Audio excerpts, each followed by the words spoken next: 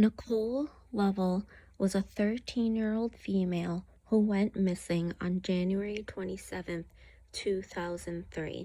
On that night, Nicole had climbed out of her bedroom window and never returned. Her parents found her bedroom empty, her window open, and a drawer pushed up to her windowsill that helped her climb outside. She was immediately reported missing by her parents. Investigators interviewed Nicole's friends and neighbors.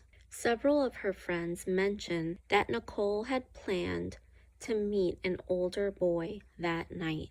David Eisenhower was an 18-year-old freshman at Virginia Tech. He had met Nicole through the messaging app Kik. Once investigators found David, he admitted to meeting Nicole online and to driving her back home in the early morning of January 27th.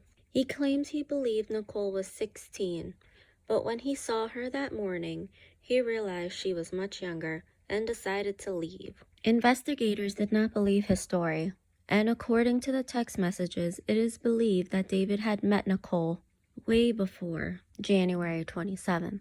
Meaning that he knew she was 13 years old.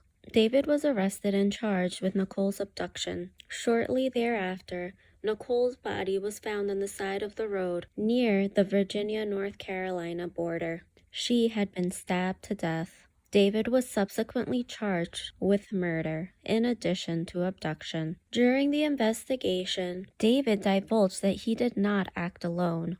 He had an accomplice named Natalie Keepers, also a freshman from Virginia Tech. He stated that Natalie helped him plan Nicole's murder and also helped with the cleanup.